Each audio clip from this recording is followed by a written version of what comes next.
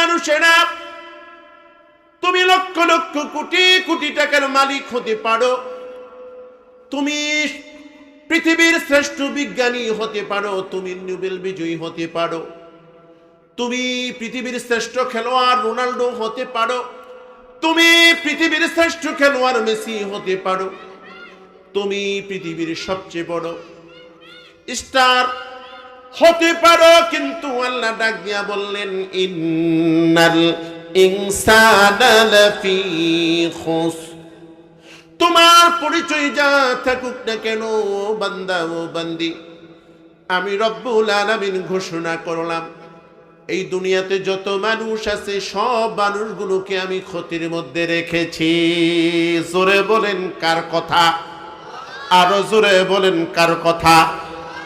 আল্লাহ পাক কখনো মিথ্যা বলে কিনা? জোরে বলেন। আল্লাহ পাকের সাথে মিথ্যার কোনো সম্পর্ক নাই। আমার ভাইরা, আল্লাহ পাক বললেন দুনিয়ার মানুষেরা রে, ও দুনিয়ার মানুষেরা, তোমাদের পরিচয় দুনিয়াতে থাকুক না কেন, তুমি যত বড় ধনী ব্যক্তি হোক না কেন, তুমি যত বড় সম্পদশালী হোক না কেন, আমি রব্বুল আলামিন ঘোষণা দিয়ে দিলাম দুনিয়ার মানুষদেরকে আমি ক্ষতির মধ্যে রেখেছি, দুনিয়ার মানুষদেরকে আমি লোকসানের মধ্যে রেখেছি। এই মানুষগুলো ক্ষতির মধ্যে আছে, এই মানুষগুলো লোকসানের মধ্যে আছে, কিন্তু আল্লাহ ডাক দিয়া বললেন বান্দারে, তোমার কাছে যদি 4টা গুণাবলী থাকে, তোমার যদি 4টা কর্মসূচি থাকে, আল্লাহ রাব্বুল আলামিন তোমার ক্ষতি থেকে তোমাকে বাঁচায় দিবেন। জোরে বলেন সুবহানাল্লাহ, আরো জোরে বলেন সুবহানাল্লাহ। ইল্লাল্লাযীনা আমানু ওয়া আমিলুস সালিহাত। ও আল্লাহর গোলাম, যদি ক্ষতি থেকে বাঁচতে চাও, যদি লোকসান থেকে বাঁচতে চাও, যদি আল্লাহ পাকের খাতার মধ্যে সফলতার নাম লেখাতে চাও, সর্বপ্রথম তোমাকে মুমিন হতে হবে। সুবহানাল্লাহ। সর্বপ্রথম তোমাকে মুমিন হতে হবে, ইমানদার হতে হবে। যদি তুমি ইমানদার হও, তোমার দাম দুনিয়াতে আছে, আখিরাতে আছে, কবরে আছে, মিজানে আছে। আর যদি তোমার বাজে ঈমান না থাকে, কসম খোদার কসম খোদার, তুমি দুনিয়ার শ্রেষ্ঠ ধনী হতে পারো, কিন্তু আল্লাহ পাকের কাছে তোমার ন্যূনতম কোনো দাম নাই। জোরে বলেন ঠিক কিনা? আমার ভাইরা, আল্লাহ নবীর সাহাবী হযরত সাদ আসলামী রাদিয়াল্লাহু তাআলা আনহু, নবীজি সাল্লাল্লাহু আলাইহি ওয়াসাল্লাম তাবুকের যুদ্ধের মাঝে নবীজি সাল্লাল্লাহু আলাইহি ওয়াসাল্লাম তাবুক দুর্গের বাইরে বসে আছেন, তাবুর ভিতরে বসে আছেন। দীর্ঘদিন হয়ে গেল তাবুককে বিজয় করা যাচ্ছে না। দুর্গের ভিতরে ইহুদিরা বসে আছে, দীর্ঘদিন হয়ে গেল তাবুক যুদ্ধের মধ্যে বিজয় নাই। আল্লাহ নবীর সাহাবী অন্যান্য সাহাবীরা পেরেশানির মধ্যে আছে। নবীজি তাবুর ভেতরে বসে আছেন। এমন সময় ইহুদিদের পক্ষ থেকে একজন রাখাল ওই দুর্গ থেকে বের হয়ে এদিক সেদিক ঘোরাঘুরি করছে। আল্লাহ নবীর একজন সাহাবী সঙ্গে সঙ্গে রাখালের হাত ধরে বলল, তোমার পরিচয় কি? তুমি কোথা থেকে এসেছো? কি জন্য এসেছো? তোমাকে দেখে তো মুসলমান মনে হচ্ছে না, তুমি কোন জায়গা থেকে এসেছো? ওই ইহুদিদের রাখাল ডাক দিয়া বলল, আমি ইহুদিদের রাখাল, আমি দুর্গের ভেতরে থাকি, আমি বকরিগুলো, দুম্বাগুলো, ছাগলগুলো, উটগুলো চরানোর জন্য আমি দুর্গ থেকে বের হয়ে এসেছি। এবার রাখাল ডাক দিয়া বলে, তোমরা নাকি মুসলমান? আল্লাহ নবীর সাহাবী বলে, হ্যাঁ আমরা মুসলমান। তোমাদের নবী নাকি মুহাম্মদ সাল্লাল্লাহু আলাইহি ওয়াসাল্লাম? সাহাবী ডাক দিয়া বললেন, আমাদের নবীর নাম মুহাম্মদ সাল্লাল্লাহু আলাইহি ওয়াসাল্লাম। এবার রাখাল ডাক দিয়া বলে, আমি একজন রাখাল, আমি মুহাম্মদ সাল্লাল্লাহু আলাইহি ওয়াসাল্লামের বহু প্রশংসা শুনেছি, বহু ভালো কথা তার ব্যাপারে শুনেছি, আমি তারে বড় লাইক করি, পছন্দ করি। তুমি কি আমাকে একটি বারের জন্য তোমাদের নবী মুহাম্মাদের কাছে আমাকে একটু নিয়ে যাইবানি? আমি জীবনে একবারের মতো তোমার নবীকে দেখতে চাই। জোরে বলেন সুবহানাল্লাহ। একজন রাখাল দেখতে চায় নবীকে। সাহাবী ডাক দিয়া বললেন, ও ইহুদীদের রাখাল, যুদ্ধের ময়দানে নবীকে যদি দেখতে চাও, নবীর সাথে যদি কথাবার্তা বলতে চাও, নবীর সাথে যদি সাক্ষাৎ চাও, নবী মুহাম্মাদের অনুমতি লাগবে। অনুমতি ছাড়া নবীর সাথে দেখা করা যাবে না। সঙ্গে সঙ্গে রাখাল নবীজির সাহাবীর হাতটা ধরে বলে, ভাই এত কাছাকাছি চলে এসেছি, তোমাদের নবীর এত প্রশংসা শুনেছি, তোমাদের নবী নাকি বড় সুন্দর, এত প্রশংসা শুনেছি, জীবনে একবারের মতো নিয়ত করেছি, জীবনে একটি বার হলেও নবীকে দেখব। বলেন সুবহানাল্লাহ। ও ভাই আমার, আমি রাখাল মানুষ, আমি মূর্খ মানুষ, আমি বড় দরিদ্র মানুষ, তবে মনের বড় বড় আশা, একটি বারের মতো নবী মুহাম্মদকে দেখতে চাই। আমাকে ভাই ব্যবস্থা করে দাও, নবীর কাছ থেকে আমার জন্য তুমি পারমিশন নিয়ে আসো। নবীর সাহাবী তারে বলে, ঠিক আছে তুমি এখানে দাঁড়াও, আমি ভেতরে গিয়ে নবীর কাছে কথা বলে পারমিশন নিয়ে আসি, দেখি নবী কি বলে। সাহাবী সঙ্গে সঙ্গে তাঁবুর ভেতরে গেলে নবীজি সেখানে বসা, নবীকে সালাম দিলেন, আসসালামু আলাইকা আইয়ুহান নাবিয়্যু ওয়া রাহমাতুল্লাহি ওয়া বারাকাতু। নবী সালামের জবাব দিয়ে ডাক দিয়া বললেন, সাহাবীরে কি জন্য তাঁবুর ভেতরে প্রবেশ করেছো, কি জন্য এসেছো? নবীর সাহাবী ডাক দিয়া বলে, হুজুর ইহুদীদের একজন রাখাল তাঁবুর বাইরে অবস্থান করে, তার মনের মধ্যে বড় আশা, একটি বারের জন্য আপনার চেহারা মোবারক দেখবে, আপনি যদি অনুমতি দেন সে ঢুকতে চায়। সুবহানাল্লাহ। নবী ডাক দিয়া বললেন, ঠিক আছে অনুমতি দেওয়া হলো, তাকে নিয়ে আসো। রাখাল এবার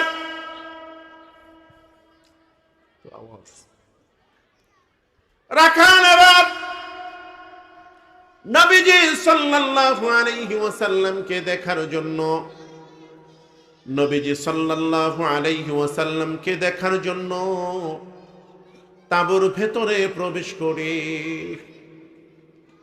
রাখাল গিয়া নবীর সামনে দুটা হাঁটু গেড়ে বসে, আর নবীর সুন্দর চেহারার দিকে তাকাইয়া চোখের পানিগুলো ঝরে পড়ে। রাখালে কত সুন্দর করে নবীরে বানাইছে আল্লাহ, কত সুন্দর করে নবীকে আল্লাহ বানাইছে। পূর্ণিমার চাঁদের চেয়েও নবী সুন্দর। জোরে বলেন ঠিক কিনা? হযরত জাবের রাদিয়াল্লাহু তাআলা আনহু শামাইলে তিরমিজি নামক একটা কিতাব আছে, নবীজির দেহ নিয়ে সুন্দর সুন্দর কিছু হাদিস এখানে আছে। হযরত জাবের রাদিয়াল্লাহু তাআলা আনহু সেই একদিন পূর্ণিমার রাতে নবীজির কাছে গেলেন। নবীজি সাল্লাল্লাহু আলাইহি ওয়াসাল্লাম মসজিদ নববীর সামনের দেয়ালের মধ্যে হেলান দিয়া নবী একটা চাদর পরে নবীজি বসে আছে। হযরত জাবের রাদিয়াল্লাহু তাআলা আনহু নবীর সামনে গেলেন, নবীকে কিছু কথা বলবেন। যেই মাত্র নবীর চেহারা জাবের দেখলেন, সঙ্গে সঙ্গে জাবের রাদিয়াল্লাহু তাআলা আনহু স্থির হয়ে গেলেন, নির্বাক হয়ে গেলেন। নবীর চেহারার দিকে একবার তাকাচ্ছেন, আর একবার আসমানের চাঁদের দিকে তাকাচ্ছেন। জোরে বলেন সুবহানাল্লাহ। একবার নবীর চেহারার দিকে তাকান, আর একবার আসমানের চাঁদের দিকে তাকান।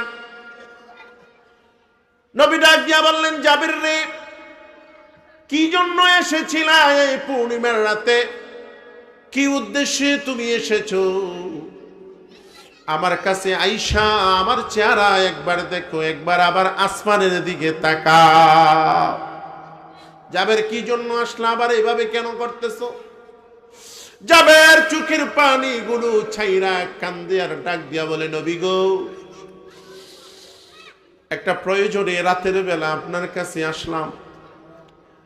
আসার পরে এই পূর্ণিমার রাতে চাঁদের আলোটা আপনার চেহারার মধ্যে এত সুন্দর করে পড়তেছে, চেহারাটা এত সুন্দর দেখা যায় গো নবীজি। ও নবীজি, যখন চোখটা আপনার চেহারার দিকে পড়লো, আমার মনের মধ্যে জিজ্ঞাসা আসলো, নবী গো, আপনার চেহারাটা সুন্দর না আসমানের পূর্ণিমার চাঁদটা সুন্দর? আকাশ হতে চাঁদ নেমেছে মা আমিনার কুলে, আধার রাতে উঠলো যেন চাঁদের চেরাগ জ্বলে, চাঁদের চেরাগ জ্বলে। আকাশ হতে চাঁদ নেমেছে মা আমিনার কুলে, আধার রাতে উঠলো যেন চাঁদের চেরাগ জ্বলে, চাঁদের চেরাগ জ্বলে। জোরে বলেন সুবহানাল্লাহ। আল্লাহ নবীর সাহাবী হযরত জাবির চোখের পানি ছাইরা কান্দে আর ডাক দিয়ে বলে, নবী গো, আপনার চেহারার দিকে একবার তাকায়, আসমানের পূর্ণিমার চাঁদটার দিকে একবার তাকাই গো নবীজি। আমি বুঝতে পারি না আপনার চেহারাটা বেশি সুন্দর না আসমানের পূর্ণিমার চাঁদটা বেশি সুন্দর? জোরে বলেন সুবহানাল্লাহ। এবার নবী মুস্কি হেসে বললেন, জাবের রে, দুইটা জিনিস তো এক হতে পারে না, দুইটা জিনিস কখনো এক হয় না। তুমি খেয়াল করে দেখো, আমার চেহারা বেশি সুন্দর না চাঁদটা বেশি সুন্দর? দীর্ঘ সময় নবীর চেহারা আসমানের চাঁদ এভাবে তাকাতাকি করে কিছুক্ষণ পরে নবীকে ডাক দিয়ে বলে, নবী গো, ও নবী, দীর্ঘ সময় ধরে আমি আপনার চেহারা দেখলাম আর আসমানের চাঁদটা দেখলাম। আমি খেয়াল করে দেখলাম আসমানের চাঁদের মধ্যে কালো একটা দাগ দেখা যায়, ঠিক কিনা মুসলমান? আসমানের চাঁদের মধ্যে কালো দাগ আছে, কালো দাগ আছে। এবার জাবের বলতেছে, কসম খোদার, আপনার চেহারার মধ্যে ন্যূনতম কোনো কালো দাগ নাই। চিল্লায় বলেন সুবহানাল্লাহ, আরো জোরে বলেন সুবহানাল্লাহ। আমার ভাইরা, নবীজি এত সুন্দর করে নবীকে বানাইছে, সেই নবীকে রাখাল দেখা চোখের পানি রাখতে পারে না। রাখাল চোখের পানি রাখতে পারে না, কাঁদতেছে হাউমাউ করে। নবী রাখালকে ডাক দিয়া বললেন, রাখাল রে, অ্যাপ্লিকেশন করে অনুমতি নিয়ে তুমি আমাকে দেখার জন্য আমার তাঁবুর ভিতরে প্রবেশ করলা। আমাকে দেখার পরে তুমি কেন কান্না শুরু করে দিলা? কারণটা কি? রাখাল চোখের পানি ছাড়ে আর কান্দে বলে, নবী গো, ও নবী, আজকে আপনি যাদের সাথে যুদ্ধ করতে এসেছেন, যাদের সাথে আপনার মোকাবেলা, আজকে যাদের সাথে যুদ্ধ, আমি আপনার বিরোধী পক্ষের একজন মানুষ। আমি ইহুদিদের রাখাল, ইহুদিদের কথা মতো আমি চলি, ইহুদিদের সাথে আমি বসবাস করি। আপনি ইহুদি বইলা আমাকে কিন্তু আপনি নিষেধ করেন না। সুবহানাল্লাহ। আমি একজন রাখাল, মানুষের কাছে আমার কোনো দাম নাই, মানুষ আমাকে মূল্যায়ন করে না, মানুষ আমাকে দাম দেয় না, মানুষ আমার সাথে কথা বলে না। একটা পশুর দাম আছে, কিন্তু আমি রাখালের কোনো দাম নাই গো নবী। আমি মনে মনে চিন্তা করেছিলাম, আপনি আমাকে, আপনাকে দেখার জন্য আপনি আমাকে প্রবেশাধিকার দিবেন না। আমি মনে মনে চিন্তা করেছি, আপনি আমার সাথে কথা বলবেন না, আপনি আমার সাথে সাক্ষাৎ দিবেন না। আমি একজন তুচ্ছ নগণ্য রাখাল, আমার কোনো শিক্ষাগত যোগ্যতা নাই। কিন্তু যখন আমি আপনার কাছে খবর পাঠাইলাম, আপনি রাখাল বলে আমাকে আপনার সাথে সাক্ষাৎ করা থেকে বিরত রাখলেন না। জোরে জোরে বলেন সুবহানাল্লাহ। ও নবী, কত প্রশংসা আপনার শুনেছি, আপনার শত্রুরাও আপনার প্রশংসা করে, আপনার বিরোধী পার্টিও আপনার প্রশংসা করে, ইহুদিরা আপনার জাতের দুশমন, তারাও আপনার প্রশংসা করে। যেদিন আমি প্রশংসা শুনেছি, সেদিন আমি নিয়ত করেছি জীবনে একটিবার হলেও নবী মুহাম্মদকে এই দুই চোখ দিয়ে আমি দেখব। বলেন সুবহানাল্লাহ। এবার নবী ডাক দিয়া বললেন, ঠিক আছে রাখাল, তোমার দেখা শেষ হইছে, তোমার কথা বলা শেষ হইছে। রাখাল এবার ডাক দিয়া বলে, নবী গো, আপনি যেহেতু আমারে পারমিশন দিচ্ছেন আপনাকে দেখানোর জন্য, আপনি যেহেতু আমারে সুযোগ দিচ্ছেন আপনার কাছে আসার জন্য, ও নবীজি রাহমাতাল লিল আলামিন, ও নবীজি, আমি আর এখান থেকে যেতে চাই না, আমি আর এখান থেকে যেতে চাই না, চিরদিনের জন্য নবী মুহাম্মদের লোক হতে চাই। জোরে বলেন সুবহানাল্লাহ। নবী মুস্কে হেসে বললেন, ও রাখাল, নবী মুহাম্মাদের সাথী হতে হলে কিছু শর্ত মানতে হয়। নবী মুহাম্মাদের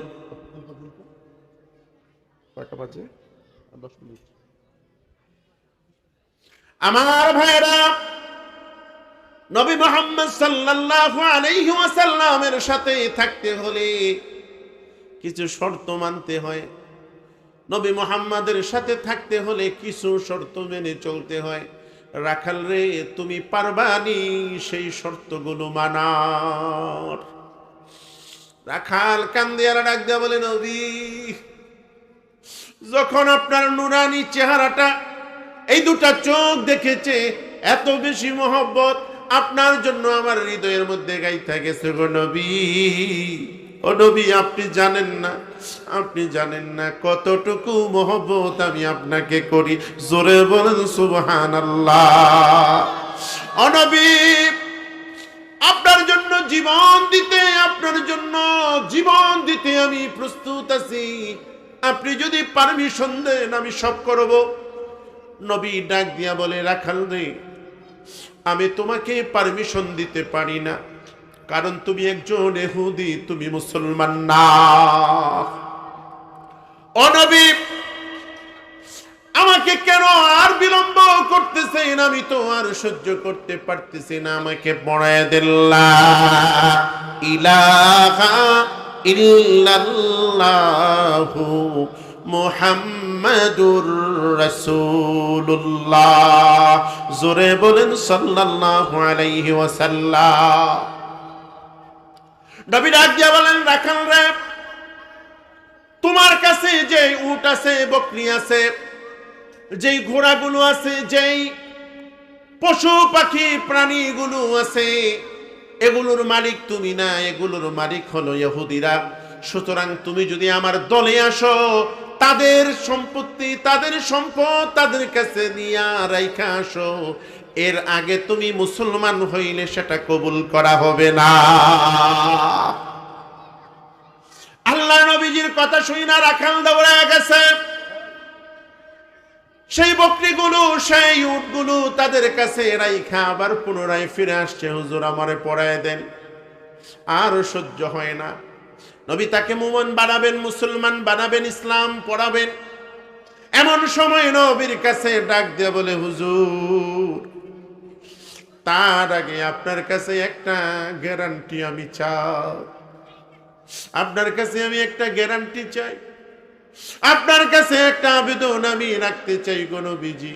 ও নবীজি, আমি তো রাখাল মানুষ, আমি তো মূর্খ মানুষ, আমি লেখাপড়া না জানা মানুষ, আমার সাথে মানুষের কোনো সম্পর্ক নাই। ও নবী, আমি যদি মুসলমান হইয়া যুদ্ধের ময়দানে শহীদ হইয়া যাই, আল্লাহ তাআলা আমাকে আল্লাহ জান্নাত দিবনি, আল্লাহ তাআলা আমার জান্নাত দিবনি। কারণ আমার মতো মানুষ কেমনে জান্নাতে থাকবে? আমি তো বড় রাখাল, আমি তো বড় মূর্খ, আমি তো বড় কালো, আমি তো বড় শিক্ষিত নবী, আমার তো দুনিয়াতে কোনো দাম না। আমি যদি মুসলমান হইয়া শহীদ হই, আমাকে কি আপনি নিজে জানাজা দিবেননি? আমাকে কি মুসলমানদের কবরে আপনি রাখবেননি? আমাকে কি আপনি জান্নাতের সুসংবাদ দিবেননি গো? ও নবীজি, আপনার কাছে আমি জিজ্ঞাসা করতে চাই, আপনি কি আমারে এই কথাগুলো বলবেন? এই কথা শুনলে নবীর মায়া লেগে যায় রাখালের প্রতি। রাখালকে ডাক দিয়ে বলে, রাখাল সামনে আয়। রাখাল সামনে গেলে রাখালের হাত ধরে নবীজি কান্দে, আর রাখাল রে হাত ধরে বুঝায়। রাখাল রে ডাক দিয়ে বলে, রাখাল, দুনিয়াতে তোর পরিচয় রাখাল হতে পারে, দুনিয়াতে তোর পরিচয় মূর্খ হতে পারে, দুনিয়াতে তোর পরিচয় কৃতদাস হতে পারে, কিন্তু তুমি যখন মুসলমান হইয়া যাইবা, তুমি যখন ইসলাম গ্রহণ করবা, যখন তোমার জবান দিয়া কালিমায়ে তাইয়্যিবা বের হবে, তখন তুমি বড় দামি হইয়া যাইবা। জোরে বলেন সুবহানাল্লাহ, আরো জোরে বলেন সুবহানাল্লাহ। আউলিয়ারা কারে উকবা ইখতিয়ার, আউলিয়ারা কারে উকবা ইখতিয়ার, জাহেলারা কারে দুনিয়া ইখতিয়ার, জাহেলারা কারে দুনিয়া ইখতিয়ার। যাদেরকে আল্লাহ পাক জ্ঞান দিছেন, ইলম দিছেন, যাদেরকে আল্লাহ পাক বুঝ দিছেন, তারা সব সময় আখিরাতকে সামনে রাখে। জোরে বলেন ঠিক কিনা? আর যাদের বুঝ নাই, যাদের জ্ঞান নাই, তারা সব সময় দুনিয়াটারে সামনে রাখে। এবার রাখাল বলল, হুজুর আমাকে কি আপনি অনুমতি দিবেন মুসলমান হওয়ার জন্য? নবী ডাক দিয়া বললেন, রাখাল রে, তুমি যখন মুসলমান হইয়া যাইবা, তখন তোমার দাম সারা দুনিয়ার মুসলমানের মতো তোমার দাম বেড়ে যাবে। জোরে বলেন সুবহানাল্লাহ। এবার রাখাল ডাক দিয়া বলে, হুজুর আর বিলম্ব করবেন না, আর দেরি করবেন না, আমারে পড়ায় দেন লা ইলাহা ইল্লাল্লাহু মুহাম্মাদুর রাসূলুল্লাহ সাল্লাল্লাহু আলাইহি ওয়াসাল্লাম। আমার ভাইরা, রাখাল এখন মুসলমান, রাখাল এখন মুমিন। এই রাখাল বড় দামি রাখাল, এই রাখাল এবার নবীর কাছে হাত দিয়া বলে, নবী গো মুসলমান বানায়া দিলেন, মুসলমান হইয়া গেলাম, এবার আমার কাজটা কি? নবী ডাক দিয়া বললেন, রাখাল রে, এখন তো নামাজের সময় না, এখন তো রমজানের রোজার সময় না, এখন তো জিহাদের সময়, এখন তো জিহাদের সময়ে যুদ্ধ করার সময়। এখন যুদ্ধ করতে হবে। যেই গ্রুপ থেকে তুমি চলে এসেছো, ওই গ্রুপ ইহুদিদের সাথে তোমার মোকাবেলা করতে হবে।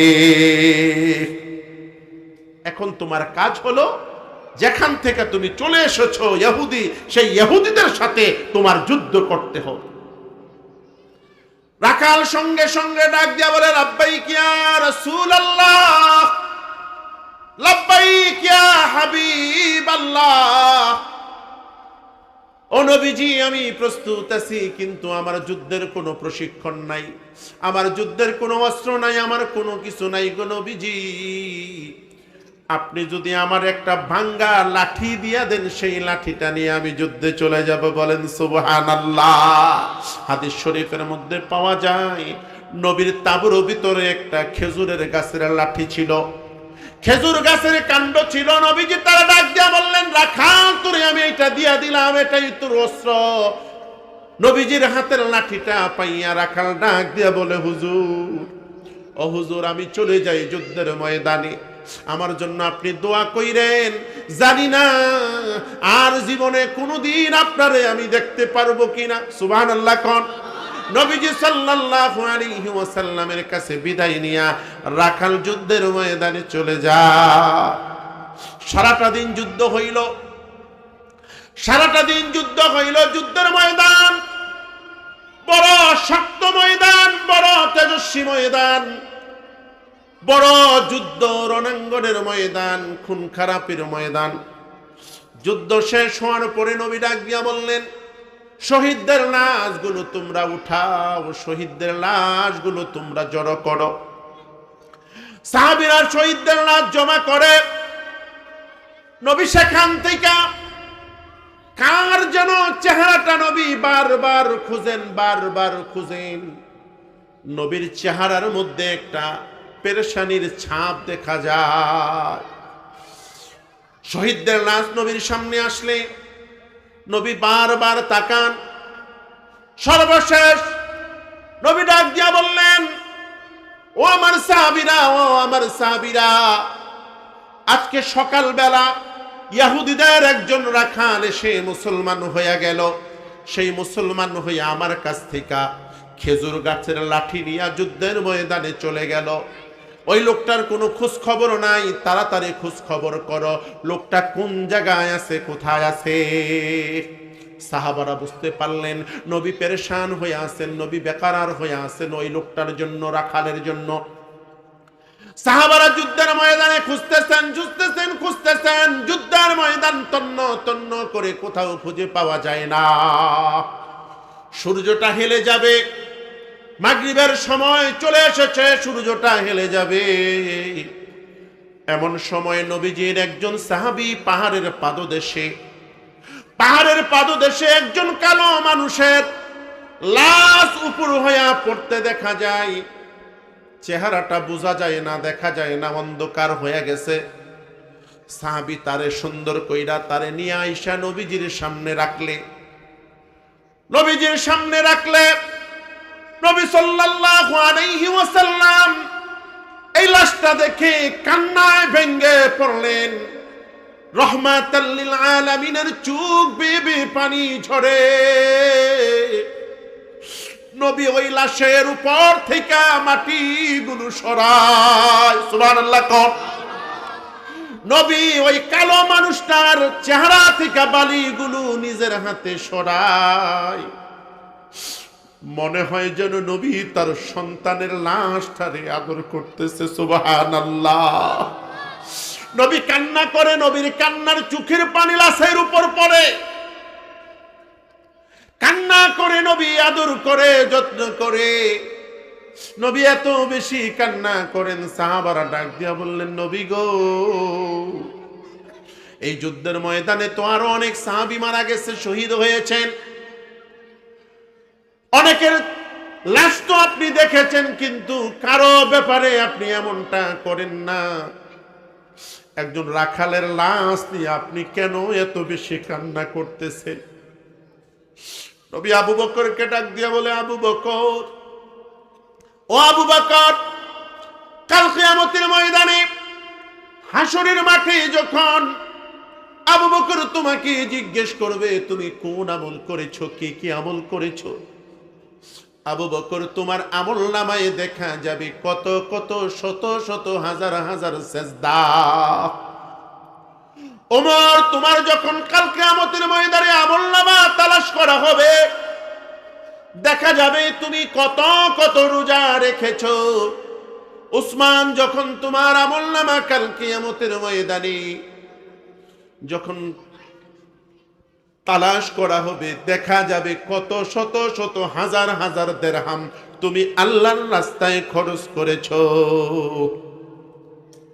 কিন্তু আমার এই রাখাল সাহাবী যখন কাল কিয়ামতের ময়দানে এই রাখাল সাহাবীর আমল নামা যখন মানুষের সামনে হাসরের মাঠে মিজানের পাল্লায় যখন জমা হবে, আল্লাহ রাব্বুল আলামিন দেখবেন, ফেরেশতারা দেখবেন সাহাবীর আমলনামায় কোনো কিছু নাই, শুধুমাত্র লা ইলাহা ইল্লাল্লাহু মুহাম্মাদুর রাসূলুল্লাহ। এই রাখালের আমলনামার মধ্যে নামাজ নাই, এই রাখালের আমলনামার মধ্যে এক ওয়াক্ত নামাজ নাই, এই রাখালের আমলনামার মধ্যে একটা রোজা নাই, হজ নাই, যাকাত নাই, উমরা নাই, কোনো কিছু নাই, কোনো কিছু নাই। তার আমলনামার মধ্যে একটা কাগজের টুকরার মতো পড়ে থাকবে লা ইলাহা ইল্লাল্লাহু মুহাম্মাদুর রাসূলুল্লাহ, ঈমান। আল্লাহ রাব্বুল আলামিন তার ঈমানের সার্টিফিকেট দেখে দেখে এই সাহাবীরে যখন জান্নাত দিবে, সমস্ত হাসরবাসী আশ্চর্য হইয়া থাকবে, সবাই তাকাইয়া তাকাইয়া তার প্রতি ঈর্ষা করবে। কত দামি তার জবান, কত দামি তার হৃদয়, কত দামি তার আমল, শুধুমাত্র ঈমানের কারণে বিনা হিসাবে আল্লাহ জান্নাত দিয়া দিছে। জোরে বলেন সুবহানাল্লাহ, আরো জোরে বলেন সুবহানাল্লাহ। আমার ভাইরা, ঈমানের দাম আছে না নাই? আরো জোরে বলেন আছে না নাই ঈমানের দাম? যেই কথাটা সূরা আসর আমি পড়েছিলাম, এর মধ্যে প্রথম পয়েন্ট হলো ঈমান। প্রথম পয়েন্ট কি? ঈমান। আমার ভাইরা, আজকে ঈমান বড় দুর্বল, ঠিক কিনা মুসলমান? বড় দুর্বল ঈমান। সামান্য 500 টাকার জন্য, সামান্য 1000 টাকার জন্য মিথ্যা সাক্ষী দেয় ঈমান, ঠিক কিনা? সামান্য 1000 টাকার জন্য মানুষের ক্ষতি করি, সামান্য 500 টাকার জন্য আরেকজনের ব্যাপারে মিথ্যা বলি, সামান্য 200 টাকার জন্য জাল কাগজে সাইন দেই, সামান্য 10 টাকার জন্য মিথ্যা বলি। জোরে বলেন ঠিক কিনা মুসলমান? আমার ভাইরা, ঈমান বড় দামি, ঈমান বড় দামি। একজন সাহাবী শুধুমাত্র ঈমানদার হওয়ার কারণে, শুধুমাত্র মুমিন হওয়ার কারণে আল্লাহ তাআলা অন্য কোনো আমল দেখেন নাই, শুধুমাত্র ঈমানদার হওয়ার কারণে লোকটা জান্নাতি। নবীজি সাল্লাল্লাহু আলাইহি ওয়াসাল্লাম ওই রাখাল সাহাবীকে কবরের মধ্যে নিজের হাতে রাখলেন। কবরের মধ্যে নিজের হাতে রাখলেন রাখাল সাহাবীকে, নিজে কবরের মধ্যে নামলেন, নবী নিজে জানাজা দিলেন। সুবহানাল্লাহ। হযরতে আবু বকর কাঁদতেছে আর ডাক দিয়া বলে, ও আমার নবীর সাহাবীরা, এই লাশটার জায়গায় যদি আবু বকরের লাশ হইতো, আবু বকর বড় খুশি হইতো। জোরে বলেন সুবহানাল্লাহ। উসমান ডাক দিয়া বলে, ও নবীর সাহাবীরা, আমার বড় আফসোস লাগে, আফসোস লাগে। রাহমাতাল লিল আলামিন একজন রাখাল রে কত আদর কইরা, কত যত্ন কইরা কবরে রাখে। এই লাশটা যদি রাখালের না হইয়া আমি উসমানের হইতো, আমার জীবন ধন্য হইয়া যাইতো। জোরে বলেন সুবহানাল্লাহ। কবর দেওয়ার পরে কবরের মধ্যে মাটি রাখলেন, মাটি দিয়া চলে আসেন।